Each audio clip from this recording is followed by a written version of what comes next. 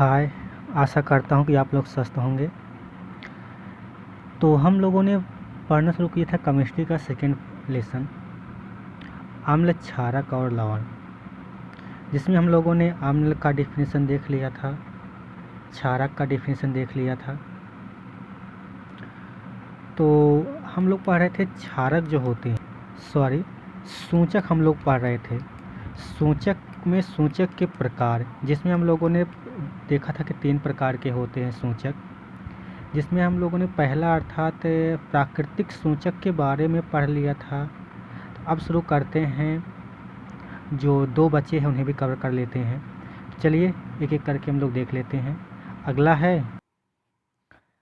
अगला है कृत्रिम या संश्लेषित सूचक, अर्थात जो सूचक रसायन द्वारा बनाए जाते हैं।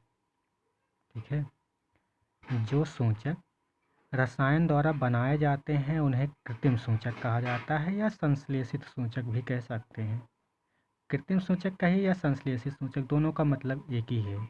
अर्थात वह सूचक जो रसायन द्वारा बनाए जाते हैं उन्हें कृत्रिम सूचक कहते हैं।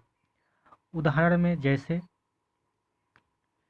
पहला एग्जाम्पल है फिनाल्फिथिलीन और दूसरा है मेथिल ऑरेंज। फिनाल्फिथिलीन क्या होता है, ये जब क्षारक में इसको रखा जाता है तो उसका रंग गुलाबी हो जाता है। अर्थात कृत्रिम सूचक या संश्लेषित सूचक जो है ये अम्ल और क्षारक के रंगों में परिवर्तन कर देता है।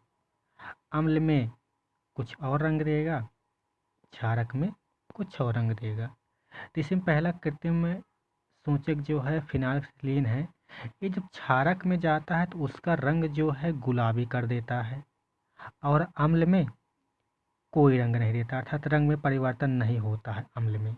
लेकिन क्षारक में उसको रखा जाता है तो उसका रंग क्या कर देता है, गुलाबी कर देता है। ठीक है,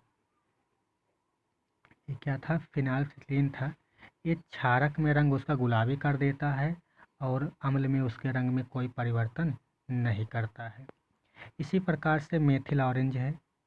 मेथिल ऑरेंज जो है जब इसको क्षारक में रखा जाता है तो उसका रंग पीला कर देता है, और जब उसको अम्ल में रखा जाता है तो उसका रंग लाल कर देता है।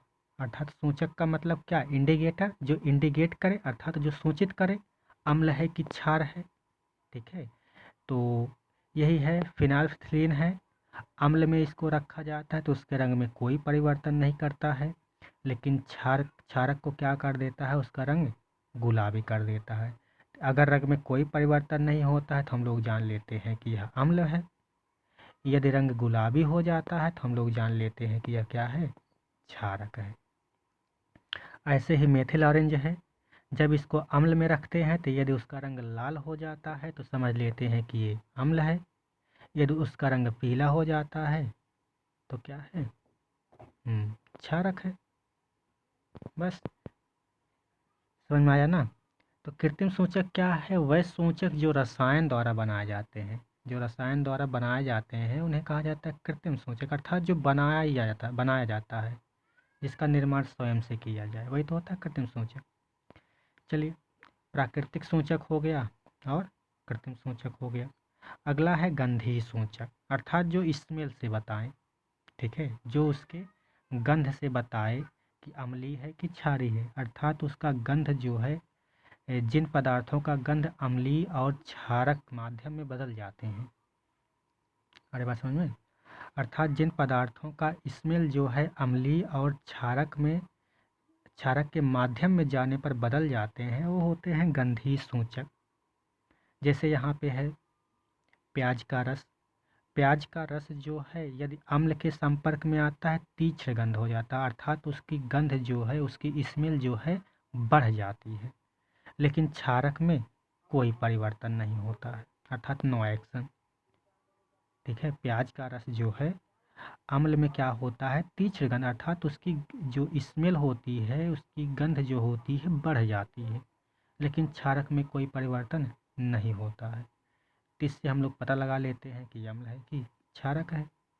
ठीक है, प्याज का रस जब रसायन किसी भी रसायन में डालते हैं, यदि उसका गंध जो है बढ़ जाता है तो समझ लेते हैं कि वह रसायन जो है अम्लीय है। यदि उसकी गंध जो है कोई परिवर्तन नहीं होता, समझ लेते हैं क्षारक है। ऐसे ही वैनिला है। वैनिला जो है ये आइसक्रीम का फ्लेवर है, आप लोग खाए भी होंगे वैनिला फ्लेवर, वैनिला फ्लेवर। तो ये आइसक्रीम का एक फ्लेवर है। ये वैनिला जो है अम्ल में समान रहता है, क्षारक में कोई भी गंध नहीं देता है। वैसे लौंग का तेल है, लौंग का तेल अम्ल में जो है समान रहता है और क्षारक में कोई स्मेल नहीं देता, कोई गंध ही नहीं देता है। तो प्राकृतिक सूचक हो गए, कृत्रिम अर्थात संश्लेषित सूचक हो गए और गंधीय सूचक हो गए। तो समझ में आया, आशा करता हूँ कि समझ में आया होगा। ठीक है, इसके बाद जो है बहुत ही इम्पॉर्टेंट है, ठीक है, लेसन का सबसे ज़्यादा इम्पॉर्टेंट है, अम्ल और क्षारकों के रासायनिक गुण। अम्ल और क्षारकों के रासायनिक गुण। तो पहला इसमें रासायनिक गुण में है, जब धातु के साथ अम्ल और क्षारक क्रिया करते हैं, अर्थात अब क्रिया करते हैं तो क्या होता है। ठीक है, अम्ल और क्षारक के रासायनिक गुण में पहला गुण क्या है कि धातु के साथ अम्ल और क्षारक की अभिक्रिया, अर्थात अम्ल धातु के साथ अभिक्रिया करता है तो क्या बनाता है, या क्षारक धातु के साथ अभिक्रिया करता है क्या बनाता है, बहुत ही इम्पोर्टेंट है। तो जब धातु अम्ल के साथ अभिक्रिया करता है तो लवण और हाइड्रोजन गैस बनाता है। धातु का मतलब जानते हो ना, जैसे आयरन हो गया, पोटेशियम हो गया, सोडियम हो गया, जिंक हो गया, कॉपर हो गया, ये सब क्या हैं, धातुएं हैं। तो कोई भी अम्ल जब धातुओं के साथ क्रिया करता है तो लवण और हाइड्रोजन गैस बनाता है। ठीक है, तो यही है, जब अम्ल जो है, अम्ल जमा धातु, अम्ल जमा धातु अर्थात अम्ल जो है जब धातु के साथ अभिक्रिया करता है तो लवण और जमा हाइड्रोजन गैस, लवण और हाइड्रोजन गैस, जमा का मतलब वही प्लस, ठीक है, प्लस को हिंदी में कहा जाता है जमा। तो अम्ल जब धातु के साथ क्रिया करता है तो लवण और हाइड्रोजन गैस बनाता है। अम्ल में से हाइड्रोक्लोरिक अम्ल हो गया HCl, HCl जिंक अर्थात धातु है जिंक, HCl यानी कि हाइड्रोक्लोरिक अम्ल जब जिंक के साथ क्रिया करता है तो जिंक क्लोराइड अर्थात जिंक क्लोराइड क्या है, लवण है, H2 हाइड्रोजन गैस बनाता है। ठीक है, तो अम्ल जब धातु के साथ क्रिया करता है तो लवण और हाइड्रोजन गैस बनाता है। तो आप लोगों ने देख लिया, HCl हाइड्रोक्लोरिक अम्ल जब जिंक के धातु के साथ क्रिया किया तो जिंक क्लोराइड क्या है, लवण है, और प्लस क्या बनाया, हाइड्रोजन गैस बनाया। समझ में आया ना। चलिए, क्षारक जब धातु के साथ क्रिया करता है तो क्या बनाता है, जब क्षारक धातु के साथ क्रिया करता है तो ये भी लवण और हाइड्रोजन गैस ही बनाता है। ठीक है, अम्ल जब धातु के साथ क्रिया करता है तो लवण और हाइड्रोजन गैस बनाता है। सेम वही चीज़, क्षारक भी जब धातु के साथ क्रिया करता है तो लवण और हाइड्रोजन गैस बनाता है।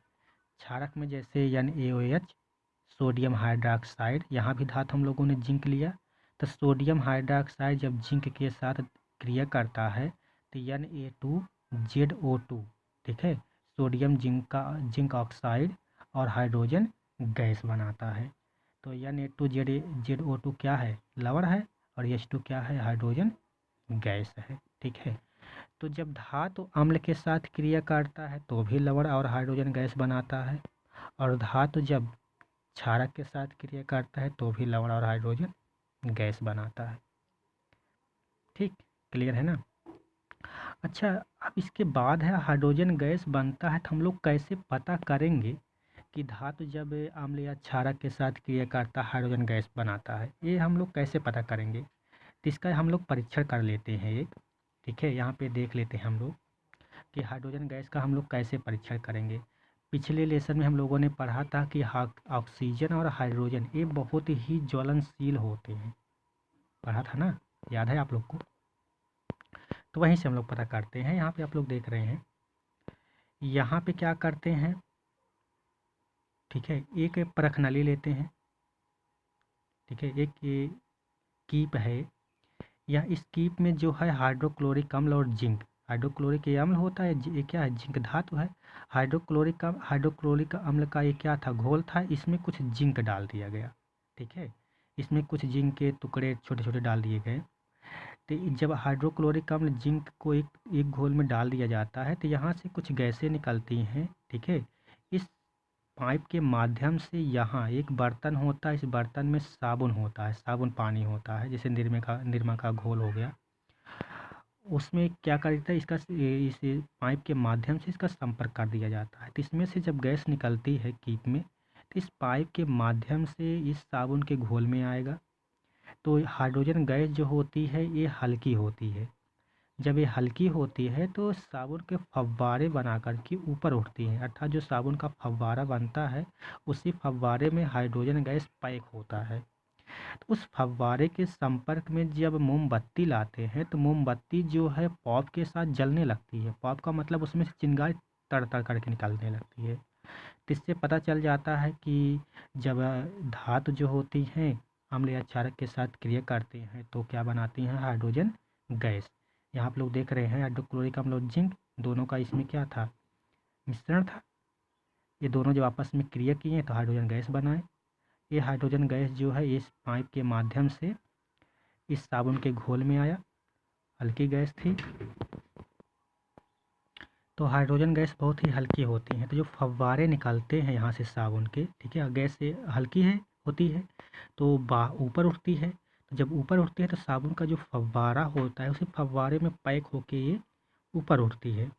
तो जब उसी फव्वारे के संपर्क में किसी मोमबत्ती है, मोमबत्ती को लाते हैं तो पॉप के साथ वो जलने लगती है। तो इससे पता चलता है कि जब धातु के साथ अम्ल या क्षारक क्रिया करते हैं तो हाइड्रोजन गैस निकलता है।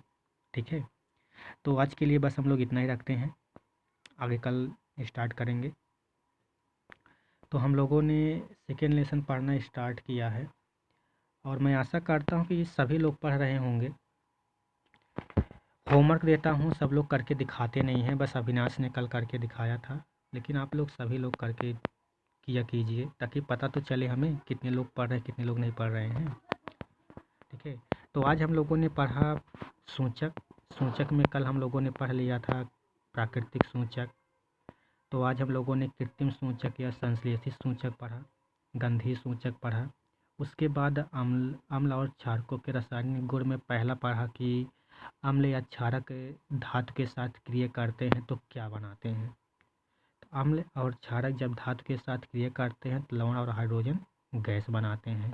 हाइड्रोजन गैस बनता है हम लोग कैसे पता करेंगे, तो हम लोगों ने एक परीक्षण भी किया कि एक कीप में हाइड्रोक्लोरिक अम्ल और जिंक का रासायनिक बनाया। तो उसमें से जब हाइड्रोजन गैस बनते हैं तो पाइप नली के माध्यम से आते हैं, और जिस पाइप नली के माध्यम से आते हैं उसका संपर्क हम लोग कर देते हैं एक साबुन के घोल के बर्तन में। तो हाइड्रोजन गैस फव्वारे के साथ जो है ऊपर उठता है। तो उसी फव्वारे के संपर्क में हम लोग जलती हुई मोमबत्ती लाते हैं। तो जलती हुई मोमबत्ती जो है ये पॉप ध्वनि के साथ उत्पन्न होने लगती है, अर्थात तर तर करके जलने लगती है। तो इससे पता चलता है कि धातुओं के साथ जब अम्ल या क्षारक क्रिया करते हैं तो हाइड्रोजन गैस बनाते हैं। ठीक है, पढ़ते रहिए और अपना ख्याल भी रखते रहिए, क्योंकि इस समय मौसम चेंज हो रहा है, सबको बुखार पकड़ रहा है। मेरी भी तबीयत ख़राब हो गई थी बट अब फाइन हूँ। ठीक है, जय हिंद, टेक केयर, सबक है।